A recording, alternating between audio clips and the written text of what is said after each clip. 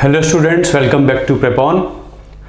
कल हम लोगों ने स्टार्ट किया है ईपीएफए के लिए एक सीरीज़ हिस्ट्री पॉलिटी के क्वेश्चंस हम डेली बेसिस पे करेंगे 20 क्वेश्चंस, ताकि आपके एग्ज़ाम में कुछ क्वेश्चंस आ जाएं जो 5 सितंबर को होने वाला है।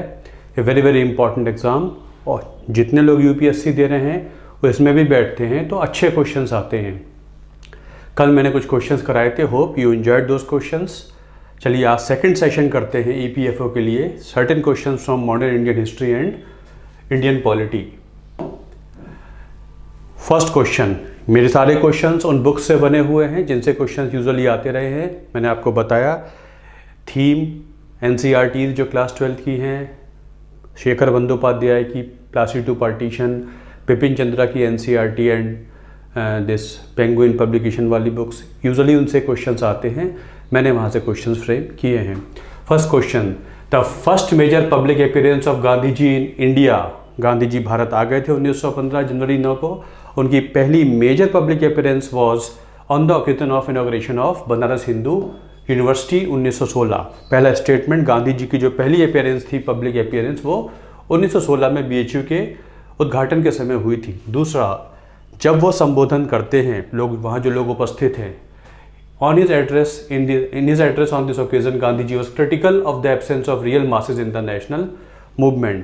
वो यहाँ पर ये बात उठाते हैं कि नेशनल मूवमेंट में एलीट क्लास का पार्टिसिपेशन है लेकिन रियल मासेस अभी आगे बढ़ के नहीं आए हैं, ये उन्होंने बोला है। दूसरा statement, the foundation stone of the university was laid down by Gandhi ji. उनको बुलाया इसलिए गया था, उनकी प्रख्याति हो चुकी थी चारों तरफ और यूनिवर्सिटी का उद्घाटन उन्हें करना था, इसलिए फाउंडेशन स्टोन उन्होंने ले किया था। BHU was sustained by Indian money and Indian initiative. It was sustained by भारतीयों के पैसे और उत्साह से ये बनी थी। तो इनमें से कौन सा सही नहीं है? Again from theme part 3 class 12th, Gandhi ji का जो चैप्टर है उसके दूसरे पेज से क्वेश्चन है।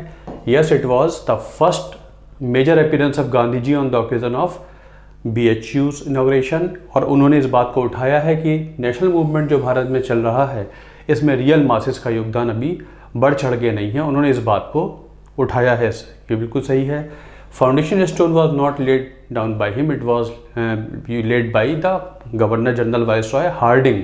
हार्डिंग ने उद्घाटन किया है BHU का 1916 में, और it was sustained by Indian money and Indian initiative.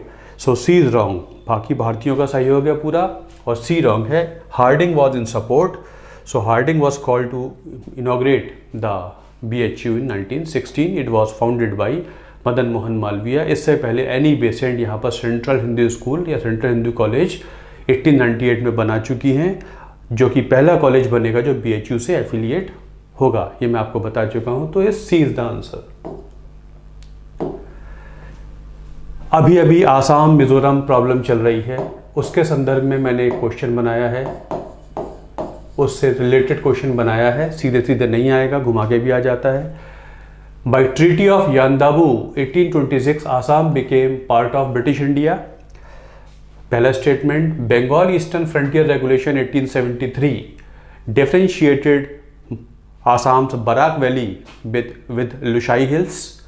Lushai Hills were transferred to Assam when Assam was separated from Bengal in 1874. In 1972 Mizoram Lushai Hills को, मिजोरम को पहले Lushai Hills कहते थे, Lushai Hills और Mizoram created as a separate state out of Assam. उससे पहले आसाम में होता था। इनमें से कौन से स्टेटमेंट्स करेक्ट हैं? एंग्लो बर्मीज वॉर होती है 1824 to 2026, first Anglo Burmese war and Burma के साथ, और उसमें काफ़ी सारा एरिया जो है ये ब्रिटिश इंडियंस ले लेते हैं, अंग्रेज़ों ने कैप्चर कर लिया है। तो yes, by treaty of Yandabo signed between the British Indians and Burma, this Assam became part of British India, बिल्कुल सही है। First after first Anglo Burmese war 1824 to 26 in the time of governor general Amherst. Bengal eastern frontier regulation ये 1873 में लागू की गई थी ताकि अंग्रेज़ अपने एरियाज़ को सेक्लूड कर सकें, और दूसरा जहाँ पर चूँकि वहाँ पर वो टी प्लांटेशन करते हैं और नहीं चाहते कि और लोगों का वहाँ पर मूवमेंट हो, तो उन्होंने एक ईस्टर्न फ्रंटियर रेगुलेशन BFR बनाई है ताकि मूवमेंट फ्री ना हो, जब तक पासेस जारी नहीं होंगे तब तक मूवमेंट नहीं होगा। और उससे जो है डिफ्रेंशिएटेड बराक वैली, कचार जो है, कचार एरिया है आसाम का, उसे लुशाई हिल से डिमार्केट कर दिया था। ये भी बिल्कुल सही है। आज इस सिस्टम को इनर लाइन परमिट कहते हैं, मतलब ये कुछ एरियाज़ हैं, शेड्यूल ट्राइब्स के एरियाज़ है, वहाँ पर जाने के लिए फॉरेनर्स हो या इंडियंस पास जारी कराना पड़ता है, वरना freedom of movement article 1920 allow नहीं है। आज ये सिस्टम ILP कहलाता है, तो ये भी सही है। Lushai Hills were transferred to Assam when Assam was made a chief commissioner province in 1874। ये बात सही है, 1874 में आसाम को एक चीफ कमिश्नर्स प्रोविंस बना दिया गया है, बट लुशाई हिल्स अभी ट्रांसफ़र नहीं किया है। लुशाई हिल ट्रांसफ़र किया गया था 1897 में, तो ये स्टेटमेंट गलत हो जाता है। मतलब आसाम का पार्ट बन जाएगा मिज़ोरम, लुशाई हिल्स 1897 में। और इन 1972 मिज़ोरम वॉज आसाम से निकाल कर इसे राज्य बना देंगे, नहीं, 1972 में ये यूनियन टेरिटरी बना था और 1987 में ये राज्य बना था। इसलिए थर्ड एंड फोर्थ सही नहीं है, first and second are correct. This is the answer. तो लुशाई हिल्स पहले कहते थे, बाद में जब आसाम और ईस्ट बंगाल एंड आसाम एक सेपरेट प्रोविंस बना दिया था करजन ने 1905 में, तब Lushai Hills was part of East Bengal and Assam province. तो बाद में ये 1987 में राज्य बन जाएगा, उससे पहले यूनियन टेरिटरी बना था, उससे पहले आसाम का पार्ट हुआ करता था। So this is this thing. तो first and second are correct. The first Indian factory act of 1881, Ripon के समय पहला फैक्ट्री एक्ट पास हुआ था 1881 में। इसका जो मेन मोटिव था वो क्या था, अगर कहा जाए तो the first British undertook measures to improve the conditions of this, you can say to somehow eradicate child labour was Ripon. Ripon ने यहाँ पर एक कानून पास किया था 1881 में। इसमें चाइल्ड लेबर के अगेंस्ट ये एक्शन आया था कि चाइल्ड लेबर अलाउड नहीं है। तो it was the first action against child labour under the laws passed by the British. तो it is 1881। C is the answer, it was Ripon. In the time of viceroy Ripon पहला factory act pass हुआ था। Who of the following requested Gandhiji to allow women to participate actively in the protest during salt satyagraha in 1930? Again from themes part 3rd NCERT class 12th। इनमें से किस महिला ने गांधी जी से request की थी कि महिलाओं को सॉल्ट सत्याग्रह में पार्टिसिपेट करने दिया जाए? कमला देवी चट्टोपाध्याय, सरोजनी नायडू, सरला देवी चौधरानी या Sucheta Kripalani? It was Kamala Devi Chattopadhyay. She wanted Gandhi ji की वीमेन को भी आगे आने दिया जाए, and women in the civil disobedience movement, women played a very very important role. बड़े स्तर पे पहली बार महिलाओं ने बढ़ चढ़ के भाग लिया था। सविनय अवज्ञा आंदोलन 1930 से 1934 तक ये फेजेज में चला था। तो it was Kamala Devi Chattopadhyay who requested Gandhi ji to do this. It was the first national activity in which women participated in large numbers. Socialist activities, Kamala Devi Chattopadhyay had persuaded Gandhiji not to restrict the protest to men alone. Kamala Devi was herself one of the numerous women who courted arrest in breaking the salt laws. Until 1813, there was absence of large-scale import of British goods in India. 1813 एक important landmark है, milestone समझ लीजिए, एक mark है। 1813 तक England से भारत में कुछ ज़्यादा इंपोर्ट नहीं होता था। There was absence of large scale import of British goods in India. 1813 में चार्टर कानून आया था, तो ये पहला स्टेटमेंट है। During the period 1757-1813 the British brought a large scale transformation in the administration, culture and society of India। और इस पीरियड के दौरान अंग्रेज़ों ने बहुत सारे बदलाव कर दिए थे भारत के एडमिनिस्ट्रेटिव सिस्टम में, कल्चर में और सोसाइटी में। तो पहला स्टेटमेंट तो सही है कि 1813 तक, जब तक 1813 में चार्टर कानून पास हुआ है और ईस्ट इंडिया कंपनी के सारे व्यापारिक अधिकार ख़त्म कर दिए गए हैं, उस व्यापार के जो अधिकार हैं वो ख़त्म कर दिए गए हैं और सभी के लिए व्यापार खोल दिया जाएगा। उससे पहले भारत से एक्सपोर्ट ज़्यादा होता था, यहाँ से सामान जाता था, इंडिया को भारत इंग्लैंड से कुछ ज़्यादा चाहिए नहीं था। तो 1813 तक इट वाज करेक्ट कि इंग्लैंड से कुछ ज़्यादा इंपोर्ट होता नहीं था। 1813 के बाद ऐसा हुआ है कि वो भारत से इंग्लैंड से बहुत सारे इंपोर्ट्स, क्योंकि इंडस्ट्रियल रिवॉल्यूशन हो चुका था, फिर वहाँ से वहाँ की सारी कंपनियों के लिए भारत धीरे धीरे खोला जाने लगा था, फिर बहुत सारे इंपोर्ट्स भारत में होने लगे थे। तो ये पहला स्टेटमेंट सही है। लेकिन हाँ, शुरू में अंग्रेज कॉशन के साथ चले थे, इसलिए 1857 से 1813 तक बहुत सारे चेंजेस नहीं किए थे। ये गलत है, सारे चेंजेस इसके बाद होंगे, बहुत मिनिमल चेंजेस किए थे, बहुत कॉशियसली चल रहे थे वो। तो अभी ये कह दें कि 1813 तक उन्होंने बहुत सारे बदलाव कर दिए थे, तो अभी बहुत सारे बदलाव उन्होंने नहीं किए थे। इसके बाद ही फिर वो स्लेवरी होगा या सती अबॉलिशन होगा, विडो रीमैरिज होगा, फैक्ट्री या इंडस्ट्रियल वर्कर्स के सबके लिए कानून बनाना शुरू करेंगे, शिक्षा पद्धति में काम शुरू करेंगे। अभी तक उन्होंने बहुत बड़े बड़े बदलाव नहीं किए हैं। तो सेकंड इज करेक्ट कि बहुत बड़े लार्ज स्केल ट्रांसफॉर्मेशन ले आए हैं, ये गलत है। पहला सही है कि 1813 तक बहुत ज़्यादा इंग्लैंड से भारत नहीं आता था, बल्कि यहाँ से जाता था। तो first statement is correct, second is not correct. The Indian Home Rule, ये बुक है Indian Home Rule was written by whom. बहुत सिंपल सा क्वेश्चन है, बट ट्रिकी बहुत है। पता है तो ठीक है, वरना तो कन्फ्यूजन हो सकता है जितने भी नाम लिखे हैं। Annie Besant, she and Tilak fought Home Rule movement in 1617। Lajpat Rai, Indian Home Rule league बनाई थी उन्होंने यूएसए में, उन्होंने लिखी है। बीजी तिलक, तिलक भी इस मूवमेंट के पार्ट थे। गांधी जी ने लिखी है इंडियन होम रूल। तो yes, Indian Home Rule was written by Gandhi ji. It was a booklet form of thing written by Gandhi ji. Gandhi ji wrote a small booklet called Indian Home Rule. It was written by Gandhi ji. Which of the following factor or factors contributed to the rise of revolutionary movement in 1920s? 1920 के दशक में आंदोलनकारियों की गतिविधियां बहुत बड़े स्तर पर बढ़ी थी। तो उनकी वजह क्या थी? 3 कारण दिए गए हैं, आपको बताना है तीनों में से कौन सा सही है या सारे सही हैं।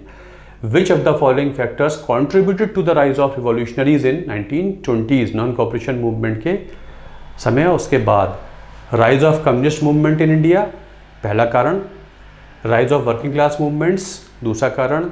Withdrawal of non cooperation movement, तीसरा कारण। तो 1920s में HSRA बन गई है, HRA बन गई है, बहुत सारी गतिविधियाँ इस तरीके की हुई हैं जिन्हें रिवॉल्यूशनरीज कहते हैं। ये वही समय था जब चंद्रशेखर आज़ाद, भगत सिंह, अशफाक उल्लाह खान, राम प्रसाद बिस्मिल, मनमोहन नाथ Gupta, many more people got very very active in the freedom struggle and they wanted to follow their own path. अपनी पाथ पे चल रहे हैं। कांग्रेस के मूवमेंट से वो काफ़ी डेस्परेट, यू कैन से होपलेस हो चुके हैं। नहीं है, वो डेस्परेट है कुछ ना कुछ करने के लिए। तो बिल्कुल सही है। 1921 में communist party of India Bharat के बाहर बनी थी और 1925 से भारत में एक्टिवली काम करने लगी है। तो यस, कम्युनिस्ट मूवमेंट ने बहुत इंपॉर्टेंट रोल प्ले किया है। Most of the revolutionaries were they had bent towards revolutionary system. तो जो 1917 में रशियन रिवॉल्यूशन हुआ है उससे भारतीयों को सपोर्ट मिला है और M.N. रॉय ने 1921 में CPI बनाई है। बाद में 1925 में कानपुर से CPI चलने लगती है। तो ये मूवमेंट बहुत सपोर्ट करता है रिवॉल्यूशनरी मूवमेंट को इंडिया में। ओबियसली इंडस्ट्रियल डेवलपमेंट हुआ है तो लेबर स्ट्राइक्स वगैरह हुई हैं। Working class movement also was important factor in the rise of revolutionaries in India, ये भी सही है। और नॉन कॉपरेशन मूवमेंट में जितने भी रिवॉल्यूशनरीज हैं सब ने पार्टिसिपेट किया है एंड दे वर होपिंग कि something good will take place. लेकिन जब गांधी जी या कांग्रेस ने नॉन कॉपरेशन वापस ले लिया है तब वो होपलेस हो गए हैं। तब उनको लग रहा है कि जो हमें नई पाथ लानी पड़ेगी, हमको कुछ और करना पड़ेगा, इस तरीके से स्वाधीनता नहीं मिलेगी। तो नॉन कॉपरेशन का विड्रॉवल जो था वो भी एक बड़ी वजह थी। तो 1, 2, 3 तीनों ही सही हैं। ये तीनों were the factors which led to the rise of revolutionaries in India around 1920s। और फिर आप देखते हैं कि बहुत सारे एक्टिविटीज़ होती हैं। 1930 में Bhagat Singh, 1928 assembly bomb case, 1929 Lahore conspiracy case, Chittagong armoury raid, many women participated, Kalpana Joshi, Pritilata Waddedar, Suniti Chaudhary, good number of women and revolutionaries were part of such movement. तो ये तीनों ही सही हैं, तीनों ही कारण थे जिससे रिवॉल्यूशनरीज राइज हुए हैं। ये देखिए, इसका मैंने आंसर बता रखा है। Working class trade unionism, 2 standard revolutionaries developed, one in Punjab, UP and Bihar, Bengal. Both strands came under the influence of several new social forces like working class trade unionism. Second was influence of that of Russian Revolution, communist groups and also withdrawal of non-cooperation movement. With which of the following was D.K. Karve, a social reform associated? D.K. Karve इनमें से किस से संबंधित थे? Window remarriage association 1893 उन्होंने बनाई है पहला। दूसरा, विमेंस यूनिवर्सिटी इन पूना 1916 में पूना में विमेंस यूनिवर्सिटी बनाई जाती है और भारत रत्न 1958 में उनको दिया गया है। तो तीनों ही सही हैं। He was the one who wanted to work for improving the conditions of widows. He himself married a widow, उन्होंने खुद एक विडो से शादी की है। और 1893 में ही started this widow remarriage association. उससे पहले Ishwar Chandra Vidyasagar had played a very very important role in improving the conditions of widows in 1850s।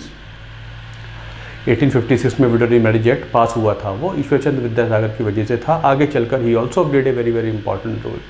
और उन्होंने महिला शिक्षा के लिए पूना में एक विमेंस यूनिवर्सिटी भी बनाई है, बिल्कुल सही है, 1916 में। It was in Poona. और 1958 में उनको भारत रत्न से नवाजा गया था। तीनों ही सही हैं about D K. Karve, very very important reformer so far as conditions of women in concern their education is concern was D K. Karve. Maharshi Karve इनको बोल दिया जाता है। तीनों सही है।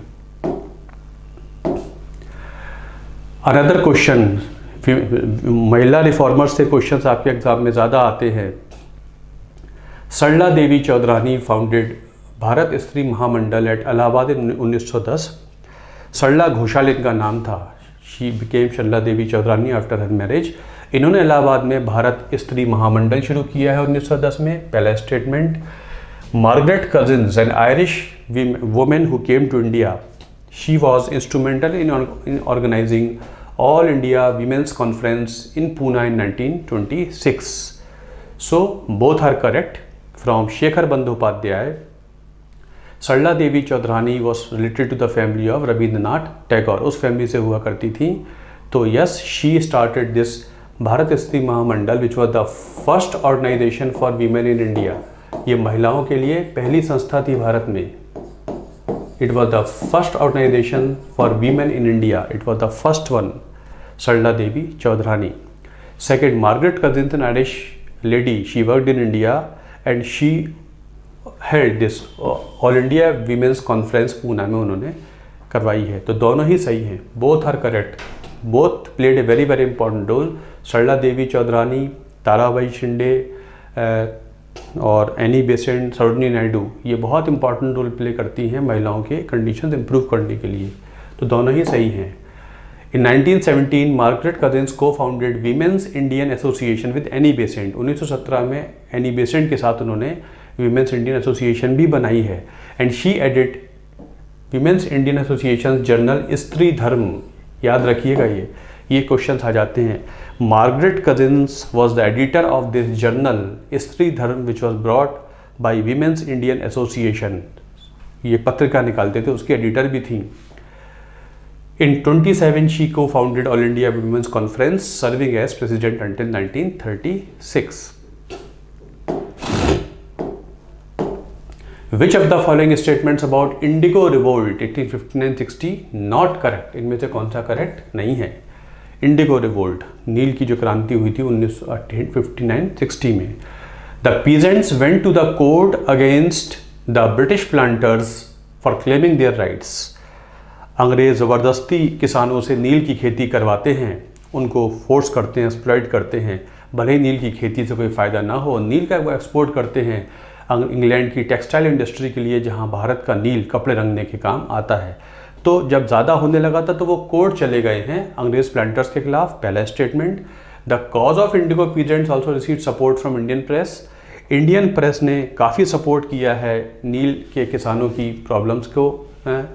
N English translation of play Nil Darpan, और इन नील के किसानों की समस्या के बारे में दीनबंधु मित्रा ने किताब लिखी थी बांग्ला में, नील दर्पण। इसका अंग्रेजी ट्रांसलेशन लिखा गया था ताकि इंडिया और इंग्लैंड में इसके बारे में, नील की प्रॉब्लम के बारे में, नील के किसानों की प्रॉब्लम के बारे में बताया जा सके। चौथा, the cause of indigo peasants could not get any support, but इनको the cause of indigo peasants could not get any support from the most important political organization at that time, British Indian Association।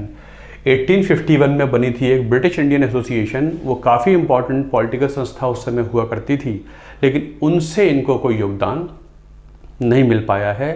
एक तरफ तो British Indian association delegate भेज रही है England की जो 1853 का चार्टर एक्ट आने वाला है उसमें भारतीयों को ये दे दिया जाए, लेकिन वो नहीं सपोर्ट कर रहे हैं इंडिगो प्लांटर्स को। तो इनमें से कौन सा स्टेटमेंट सही नहीं है?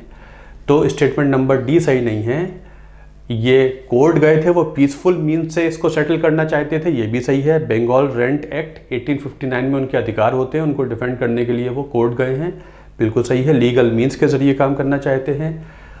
उनको प्रेस से बहुत सपोर्ट मिला है। हिंदू पैट्रियट नाम का अखबार, हिंदू पैट्रियट नाम के अखबार ने उनकी बहुत सपोर्ट किया है। It was brought out by Harish Chandra Mukherjee. So press supported them allot, press ने भी कंपेन किया है। नील दर्पण जो लिखी थी दीनबंधु मित्रा ने, इसका इंग्लिश अनुवाद किया था माइकल मधुसूदन दत्त ने। यस, ये इसीलिए लिखी गई थी ताकि इस समस्या का प्रचार इंग्लैंड और इंडिया में किया जा सके, तो इस किताब का इंग्लिश ट्रांसलेशन भी हुआ था। ये गलत है कि इस संस्था ने कोई सपोर्ट नहीं दिया है, रादर इस संस्था ने बहुत सपोर्ट दिया है। उनकी एप्लीकेशन लिखना, उनकी कोर्ट कचहरी की तैयारी कराना, उनके लिए कंपेनिंग करना, न्यूज़पेपर कंपेन्स निकालना, this association played a very very important role in supporting the cause of indigo planters. तो ये गलत है कि उन्होंने सपोर्ट नहीं किया है। तो D is not correct so far as this question is concern. Nil Darpan by Dinabandhu Mitra was translated into English by Michael Madhusudan Dutt. Blue mirror, किताब को बोल देते हैं ब्लू मिरर। नील की खेती करने वाले किसानों की समस्याओं का ये दर्पण है। For advancement of knowledge of science among Indians, the Indian Association for Cultivation of Science was founded in 1876 by whom? अभी जो नेशनल साइंस डे हुआ था उस पर prime minister Modi also spoke about this organisation. तो ये बहुत इंपॉर्टेंट है इस साल एग्जाम के लिए। It was founded by Madan Lal Sarkar, और ये सब उससे एसोसिएटेड थे। आगे चल के they all were associated with this body. तो it was, you can say, जब 1870s में बहुत सारी पॉलिटिकल बॉडीज़ बन रही थी तब इंडिया भी साइंस में काफ़ी कुछ काम कर रहा था। तो Madan Lal Sarkar was the one who founded this Indian association for cultivation of science in 1876 at Calcutta. Acharya Prafulla Chandra Ray, CV Raman, SN Bose, इन सब ने यहाँ पे काम किया है। सीवी रमन ने अपने रमन इफेक्ट की जो अनाउंसमेंट की थी, सारा काम किया था वो यहीं पे किया था, this institute of cultivation of science के शेल्टर में किया था। तो all of them were associated with this thing. He was a very very profound chemical scientist in India. Acharya Prafulla Chandra Ray, इन्होंने ही बनाई थी बंगाल केमिकल्स। तो इसका आंसर है मदन लाल सरकार। Who of the following marched on the streets of Calcutta wearing the uniform of a soldier in 1928? Again question from Shekhar Bandyopadhyay. 1928 में कलकत्ता की सड़कों पर सोल्जर की यूनिफॉर्म पहन के वॉलंटियर्स निकले थे। उनको कर्नल लतिका घोष लीड कर रही थी। सुभाष चंद्र बोस ने इनको रेडी किया है। सुभाष चंद्र बोस का इनको सपोर्ट मिला है 1928 में। तो it was Latika Ghosh who March along with many volunteers on the streets of Calcutta wearing the uniform of soldiers in 1928. It was Colonel Latika Ghosh with the support of Netaji Subhash Chandra Bose 1928 में। आगे चलकर फिर कैप्टन लक्ष्मी सहगल उनकी INA की मेंबर बनेंगी। Kalpana Joshi was part of Chittagong armoury raid. Kadambini Ganguly, she was the first woman who addressed session of Congress. She also went for medical education, Kadambini Ganguly. And Lakshmi Sahgal, you know, she was from INA. So these are certain questions related to history. Let us take polity. The freedom of religion as enshrined under Article 25 of Indian Constitution cannot be restricted on the grounds of. Article 25 में हमको freedom of religion मिला हुआ है, उसको restrict कर सकते हैं, लेकिन किस ग्राउंड पर रिस्ट्रिक्ट नहीं कर सकते? एज पर article 25, subject to health, public order and morality. Article 25 की शुरुआत में लिखा हुआ है, subject to health, public order and morality, everybody has right to freedom of conscience, right to profess, practice and propagate the religion of choice. Article 25 की शुरुआत में लिखा है कि जहाँ तक हेल्थ की बात है, पब्लिक ऑर्डर की बात है, मोरालिटी की बात है, इन ग्राउंड्स पे तो हम आर्टिकल 25 में आपका right to practice religion restrict कर सकते हैं, इसके अलावा नहीं कर सकते। तो ये तीनों ग्राउंड आर्टिकल 25 में मेंशन्ड है, सोशल जस्टिस मेंशन्ड नहीं है। इसलिए on the ground of health, public order और मोरालिटी। इसलिए जितने भी एपिडेमिक एक्ट 1897 में स्ट्रिक्चर्स निकाले गए हैं या डिजास्टर मैनेजमेंट अथॉरिटी निकालती है, तो उसमें आर्टिकल 25 लीगली अलाउ करता है कि हेल्थ की वजह से हो सकता है आपको घर से बाहर निकलने दिया ना जाए या आप मंदिर मस्जिद वगैरह में पूजा पाठ ना कर पाएँ, क्योंकि ये अलाउड है कॉन्स्टिट्यूशन में। तो social justice is not there, health है, ये है, और तीनों हुआ करते हैं। Consider the following statement in the context of Supreme Court judgement on cooperatives. अभी अभी सुप्रीम कोर्ट ने कोऑपरेटिव्स पे एक बड़ा इंपॉर्टेंट जजमेंट दिया है, 97th अमेंडमेंट एक्ट के बारे में है। बहुत इंपॉर्टेंट क्वेश्चन है, समझ लीजिएगा। The Supreme Court has nullified the whole 97th amendment act 2012। पूरा का पूरा संविधान संशोधन जो 2012 में हुआ था उसे उन्होंने ज़ीरो कर दिया। पहला statement, inclusion of provisions related to cooperatives in fundamental rights and directive principles have been retained. दूसरा स्टेटमेंट कि उन्होंने जो फंडामेंटल राइट्स में चेंजेस हुए हैं कोऑपरेटिव्स को लेके और डीपीएसपी में जो हुए हैं कोऑपरेटिव्स को लेके उनको रिटेन किया है, बाकी नलीफाई कर दिया है। तीसरा, provisions related to multi state cooperative societies have been nullified. तीसरा ये है कि जो मल्टी स्टेट कोऑपरेटिव सोसाइटीज़ वगैरह हैं जो एक से ज़्यादा राज्य में होती हैं, सहकारी समितियाँ, उनको भी नलीफाई कर दिया है। तो इनमें से कौन सा सही है? पहला गलत है, पूरे संशोधन को उन्होंने नलीफाई नहीं किया है, ज़्यादातर कर दिया है, पूरा नहीं किया है। जो फंडामेंटल राइट वाला है, आर्टिकल 19(1)(c) में जो कोऑपरेटिव्स लिखा हुआ है कि everybody has a fundamental right to form cooperatives, ये इंटैक्ट है, इसमें चेंज नहीं किया है। आर्टिकल 43(B) यहाँ पर लिखा हुआ है state shall make effort to form cooperatives, ये रिटेन किया है। मल्टी स्टेट कोऑपरेटिव सोसाइटीज़ को भी रिटेन किया है, इसे भी नलीफाई नहीं किया है। तो सिर्फ इसमें से दूसरा सही है, पहला और तीसरा सही नहीं है। इनमें ऑप्शन ये टाइप करने में गलती हो गई, मैं ही टाइप करता हूँ। तो सेकंड इज नॉट करेक्ट, ये भी नलीफाई नहीं किया गया है, ये इंटैक्ट है। Yes, multi state cooperative society retain की जाती हैं और पूरा संशोधन अमेंड नहीं किया गया है, ख़त्म नहीं किया गया है। तो ये दोनों चीज़ें रखी गई हैं, तो सेकंड करेक्ट है और बाकी दोनों गलत हैं। Second is the answer. The concept of scheduled caste was first introduced. सबसे पहले शेड्यूल्ड कास्ट फ्रेज कब इंट्रोड्यूस हुआ था, ये आपको बताना है। It was the first introduced in Scheduled Caste Order 1950 under the new Constitution, Scheduled Caste Order 1951 under the Constitution of India, Scheduled Caste Order 1936 under the Government of India Act 1935 और Scheduled Caste Order 1937 under government of India 1935। उससे पहले depress classes वगैरह कह दिया करते थे। Scheduled caste phrase इस्तेमाल होता है पहली बार the SC order 1936 under the government of India act 1935। 1935 के एक्ट में इसको शेड्यूल्ड कास्ट ऑर्डर जारी किया गया था 1936 में, ये पहली बार इस्तेमाल हुआ है। तो it is this one. Which of the following is not implied by the preamble. इनमें से कौन सा प्रीएम्बल से नहीं हमको लगता है कि ऐसा है। India is a union of states, India is a sovereign republic, the constitution has been given to Indians by Indians only, the people are assured justice. इनमें से कौन सा नहीं है? बहुत आसान सा है, आप बता देंगे। इट इज, ये यहाँ मेंशन नहीं है। India is the union of states is article 1 of the constitution, वहाँ लिखा हुआ है India that is Bharat shall be a union of states. ये प्रीएम्बल में मेंशन नहीं है। बाकी मेंशन है कि yes it is India is a sovereign socialist secular democratic republic, बिल्कुल सही है। और लास्ट में लिखा है we the people of India do hereby on this particular date give to our self this constitution. Who? We the people of India खुद अपने आप को देते हैं भारत का संविधान। ये कहाँ से, पूरे संविधान में कहाँ लिखा हुआ है? सिर्फ प्रीएम्बल में लिखा है we the people of India on this date of 26 November 1949 do hereby adopt enact and give to our self this constitution. तो यस, ये भी सही है। और लोगों को जस्टिस देना है, social economic and political is categorically mentioned in preamble. तो पहला सही नहीं है, बाकी तीनों प्रीएम्बल से हमको पता लग जाते हैं। Which of the following parliamentary devices may not lead to resignation of the council of ministers. इनमें कौन सी डिवाइस है जो नहीं, जो यदि पास हो जाए तो सरकार को इस्तीफा नहीं देना पड़ेगा। Censure motion, no confidence motion, non passage of demands for grants और डिफीट ऑन कॉन्फिडेंस मोशन।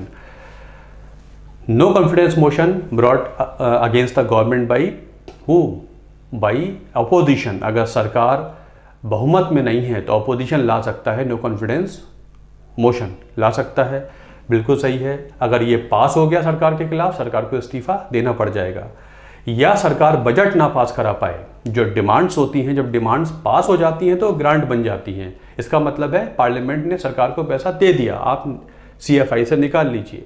तो अगर सरकार बजट ना पास करा पाए, डिमांड्स ना पास करा पाए तो इस्तीफा देना पड़ेगा। Yes, because it is similar to, नहीं पास करने का मतलब है कि सरकार में भरोसा नहीं है MPs को, तो ये भी सही है। या सरकार खुद लाती है कॉन्फिडेंस मोशन। अगर सरकार पे प्रश्न उठ जाए कि आप बहुमत खो चुके हैं तो राष्ट्रपति कह सकते हैं प्रधानमंत्री से कि आप विश्वास प्रस्ताव लाकर ये प्रूव कर दीजिए कि आपके पास बहुमत होता है, और प्रधानमंत्री लाएं और वो हार जाएं तो भी इस्तीफा देना पड़ेगा। सेंसर मोशन ऐसा है जो यदि पास भी गवर्नमेंट के खिलाफ हो जाए तो फर्क नहीं पड़ता। सेंसर मोशन अपोजिशन ले आता है सरकार को किसी मुद्दे पर सेंसर करने के लिए, स्कोल्ड करने के लिए, क्रिटिसाइज करने के लिए कि हमको ये आपके एक्शन पसंद नहीं आया। हो सकता है सरकार के खिलाफ पास भी हो जाए, तो सरकार को इस्तीफा देने की ज़रूरत नहीं होती। इन तीनों में अगर सरकार के खिलाफ पास हो जाता है, सरकार को इस्तीफा देना ही पड़ेगा अंडर कॉन्स्टिट्यूशनल प्रोविजंस के इंटरप्रिटेशन के बेस पर। Have you got this thing? याद रखेंगे, no confidence motion is always brought by the opposition party and confidence motion is also brought by the ruling party. ये हमेशा PM के खिलाफ आएगा, ये हमेशा PM ही लाएंगे, या राज्य होगा तो CM लाएंगे। तो फर्स्ट इज द आंसर।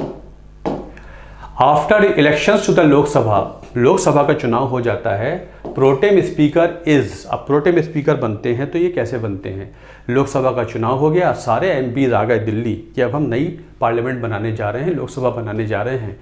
तो जो प्रोटेम स्पीकर होता है, यूजुअली क्या होता है, उनमें जो सीनियर मोस्ट होता है उसको राष्ट्रपति मनोनीत कर देते हैं प्रोटेम स्पीकर। तो it is elected by members of the house, no appointed by the CGI, no nominated by the president. Yes, राष्ट्रपति उनमें से एक को, यूजुअली सीनियर मोस्ट को बना देते हैं प्रोविजनल स्पीकर कि आप प्रोटेम स्पीकर हैं, आप बाकी सारे मेंबर्स को शपथ दिलाने का इंतजाम करिए। जब सारे मेंबर्स शपथ लेके मेंबर्स बन जाएंगे, बिना शपथ लिए, ओथ लिए कोई मेंबर नहीं बनता, और जब तक वो मेंबर नहीं बनेगा हाउस में वोट नहीं कर सकता, और जब तक वोट नहीं करेंगे तब तक फिर स्पीकर का चुनाव कैसे होगा? तो स्पीकर का चुनाव कराने के लिए, सबको ओथ दिलवाने के लिए उनमें से वो एक को बना देते हैं प्रोटेम स्पीकर। तो ये राष्ट्रपति करते हैं, it is done by president of India. The senior most member of the largest party in the house pro tem speaker बन जाता है, नॉट नेसेसरी। रूलिंग जो बड़ा ग्रुप होता है जिसको सरकार बनानी है, वो नाम सजेस्ट कर देते हैं कि इनको हम प्रोटेम स्पीकर बनवाना चाहते हैं, तो it is by president. Consider the following statement, the vice president is accountable to the president for all his responsibilities. जो उपराष्ट्रपति है वो अपनी रिस्पॉन्सिबिलिटीज के लिए आंसरेबल है टू राष्ट्रपति of India. Second, the vice president resigns by addressing the letter to the राष्ट्रपति। उपराष्ट्रपति को इस्तीफा देना है तो राष्ट्रपति को संबोधित करके लेटर दे सकते हैं। तो पहला गलत है, VP is an independent office, he is not accountable to the president of India. वैसे तो उपराष्ट्रपति के नाम से संविधान में कोई काम ही नहीं है, इनका जो मेन काम है वो है राज्यसभा का चेयरमैन। तो राज्यसभा के चेयरमैन के नाते ये काम करते हैं, उसके लिए अकाउंटेबल है ये राज्यसभा को। तो राष्ट्रपति को अपने किसी काम के लिए अकाउंटेबल नहीं होते हैं, पहला गलत है। अगर इस्तीफा देना है तो ये सही है कि राष्ट्रपति को संबोधित करके अपना इस्तीफा दे सकते हैं। तो सेकंड सही है, पहला गलत है। तो सेकंड इज करेक्ट। अपनी शपथ में the president affirms that he shall defend the constitution and the law. जब राष्ट्रपति शपथ लेते हैं तो वो कहते हैं कि मैं संविधान की रक्षा करूंगा, कानून की रक्षा करूंगा, पहला स्टेटमेंट। क्योंकि वो ऐसा कहते हैं संविधान की रक्षा करूंगा, तो ही becomes the guardian of the constitution, इसलिए राष्ट्रपति संविधान के गार्जियन होते हैं। पहला स्टेटमेंट सही है कि अपनी ओथ में राष्ट्रपति कहते हैं, शपथ में कहते हैं कि ऐसा ऐसा मैं करूंगा, लेकिन वो संविधान के गार्जियन नहीं माने जाते। संविधान का गार्जियन माना जाता है सुप्रीम कोर्ट को। It is the court which is called the guardian of the constitution. संविधान जिस फॉर्म में बना, जिस एसेंस में बना, संविधान की जो सीरत है, संविधान की जो अंदर एसेंस है, उसको एकजुट इंटैक्ट रखने का काम सुप्रीम कोर्ट ने अपने ऊपर ले रखा है, इसलिए नॉट राष्ट्रपति, it is supreme court which is called guardian of the constitution. तो first is correct, second is not correct. So these are 8 questions of Indian polity. So this way we complete 20 questions of today, 12 of modern Indian history and 8 of polity. ये second session था। Hope you are enjoying this videos. ये आपके बहुत exam में काम आने वाले हैं। अगर आपको अच्छे लग रहे हैं तो मुझे कमेंट करके बताइए। लाइक भी कर सकते हैं, आगे भी बढ़ा सकते हैं, सब्सक्राइब भी कर सकते हैं मेरे चैनल को। Thanks a lot for watching this video. Thank you.